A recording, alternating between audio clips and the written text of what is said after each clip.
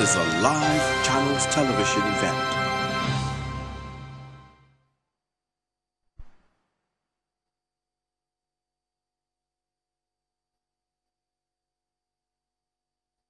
Arise, O compatriots, Nigeria's call obey, to serve our fatherland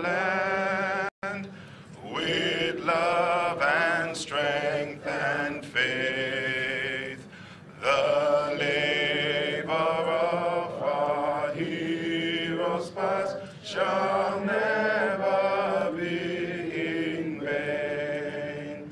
To serve with heart and might, one nation bound in freedom, peace and unity.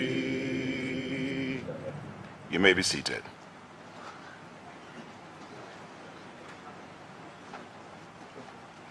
The Honorable Minister of Information and National Orientation, Alhaji Lai Mohammed,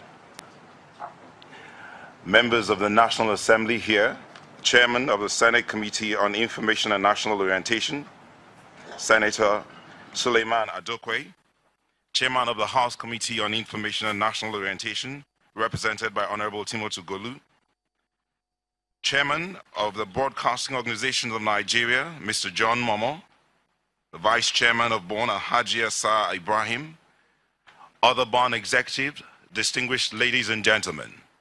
Welcome to the 60th edition of the General Assembly of the Broadcasting Organizations of Nigeria.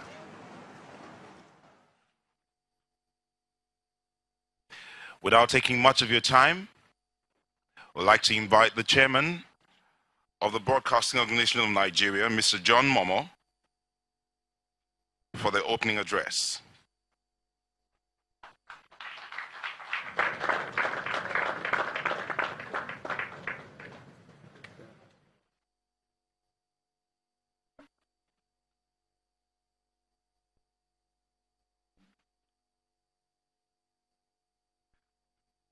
Your Excellency,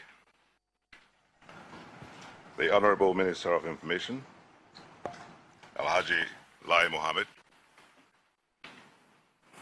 Senator Adokwe, Chairman, Senate Committee on Information and National Orientation, Honorable Olusegun Odebomi, Chairman, House Committee on Information and National Orientation, Ethics and Values, very well represented here today by Honorable Timothy Golu, member of the House of Representatives, my good friend EJ, Mr. Hiozua Agwanayima, honorable members, who is an honorable member of the House of Representatives, our keynote speaker, Mr. Ibrahim Magu, the acting chairman of the EFCC, the Economic and Financial Crimes Commission, Vice Chairman Bon, the only other vice that I have, Zonal Chairman, my colleagues and friends, distinguished ladies and gentlemen. What a pleasure it is for me to welcome you all here today to the 68th General Assembly of our great organization, the Broadcasting Organizations of Nigeria, BON. Established over 30 years ago, one of BON's main objectives is to serve as the voice for the nation's radio and television broadcasters by advancing their interests in federal government, industry, and public affairs. To say that broadcasting has changed since the establishment of BON 3 decades ago would be grossly understating the dynamic nature of our industry. The correct statement should be that broadcasting has changed radically And the key word today is disruption. A complete disturbance, disordering, disarranging, and disarrangement of the way we do our business. Suddenly, new markets are created with new sets of values that now threaten existing markets. In a nutshell, broadcasting seems to be under threat from digital predators like Amazon Prime Video, Netflix, Hulu, and other over-the-top players. Folks, this is a wake-up call. And if you can't smell the coffee, I can. So what should we do? The answer isn't far-fetched. We need to change our business model. It's no more business as usual. In fact, it is business unusual. The worrying thing, however, is that as we try to come to terms with the disruptive innovations staring us in the face, we are being made to contend with numerous problems that are inflicted upon us, like disparity in license fees between the public and the private broadcasters. Did I say public broadcasters? No. Today, there don't seem to be public broadcasters anymore in this country because we all compete in this same commercial landscape for advertising. And that is anomalous. Government should fund the public broadcasters. We are compelled to pay a 1.5% levy on gross income even when we make a loss. And most of us do. We are yet to have a roadmap to the implementation of the digital switchover in Nigeria, and we are all in a quandary. The regulator is silent thus far on many other critical issues affecting our members, chiefly among which are the compensation that should accrue to broadcast organizations who will be vacating frequencies in accordance with the white paper, the DSO. The fee to be paid to signal distributors after the digital switchover, and what would or should happen to pay TV services currently operating on the DTT platform when the switchover is effected. Now, as if these problems aren't enough, and aren't enough to inhibit our growth, we broadcasters are having to contend with dwindling advertising revenue in the face of increasing operating costs, mounting and unresolved industry debts, and a mandatory reduction of transmitting power while still paying the same license fee for the original power that we're given. We have discussed these challenges with the National Broadcasting Commission, and in fact, have escalated them to the Office of the Honorable Minister of Information and Culture. It is my fervent hope that before the end of the year, 2017, some, if not most of these issues, would have been resolved favorably.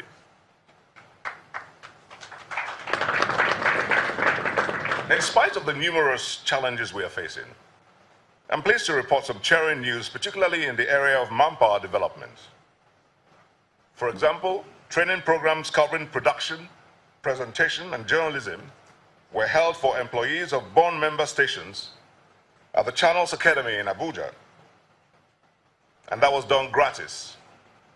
A studio and field lighting workshop was held in October at the NTA Domsat, also in Abuja, and there was a training on audio and ITU loudness control standard in Abuja and Lagos early this month.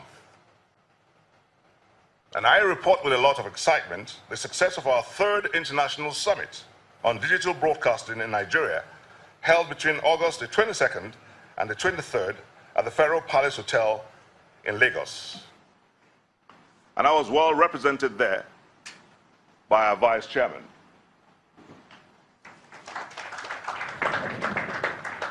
The Bonn Secretariat is work in progress. And I hope that before the end of my tenure next year, we would have at least laid the foundation stone for the building. On tariffs, the licensing of 2 collection agencies for the territory of Nigeria has created a big challenge for us in the industry. Bond members are at a dilemma as to who to pay. But as you know, a committee has been set up to look into this matter and will make recommendations known soon. Notwithstanding these challenges, it is my hope that we will seize the opportunity that this assembly provides to re-examine our methods, explore new ways of doing business, and create opportunities for effective professional collaborations across the diverse representation of the broadcast media entities we have today. And we need to adhere strictly to the code of the embassy, work with the embassy, and build partnership with our various other various publics. So allow me to set the tone for a renewed vision for professional broadcasting by suggesting the following. More content creation. Content is king, far more than a cliche, but a substance and material of quantity and quality. As an expression of creativity, human rights, and aspirations, content will remain what our audiences will consume. So we must continue to make it more universal. Technology has provided us with the opportunity to catch up with the rest of the world. What needs to be done, and what needs to be of prime importance, is a push for and the desire of media creativity that has universal appeal. I call for brave competition amongst media practitioners that will enhance professionalism, develop talent, and build capacity for the broadcast value chain and the media economy. Let's build a critical mass against unprofessional practice. Let's put a sanctioning process in place to deal with discredited professionals. And let us set up a vetting system that fact checks and verify content materials. And in this wise, we're hoping that all too soon we will have the bill that we're sending to the House on the Society of Broadcasters passed by the House and the Senate. Technology is the backbone of our industry. So as broadcasters, we have to understand that technological evolutions are quite fast, with the old rapidly giving way to the new. There will always be a brand new solution for the needs of broadcasters. Us relying on old technology will not get us anywhere. The media will thrive when there's a good commercial plan behind it. As I said, advertising revenues are waning, but technology is helping us share resources, and we can be more effective if we see competition as partnership in progress. Finally, I'd like to restate our call on the federal government to ensure that the interests of bond members are adequately protected in the digital switchover. In conclusion, I'd like to seize the opportunity to congratulate the newly elected zonal chairman who will be sworn in and decorated later today, and I wish them, each and every one of them, a successful tenure. And for those of you who are handing over the batons, how could I ever thank you enough? We appreciate your selfless service to our great organization for the past 2 years. Rest assured that we would continue to call on you anytime your services are needed. To the former chairman of Bonn, thank you, all of you, for your vision. To the Central Working Committee, our own board, I say a big thank you. And so also to the Secretariat for their contributions. And of course, to the management and staff of my own corporate entity, Channels TV, who've pulled all the stops to ensure a successful hosting of the 68th General Assembly, I say bravo and thank you. Here we are in Abuja, the nation's capital city. What better setting can there be for a meeting such as this, as we come together to meet? Let's do it. Thank you very much indeed.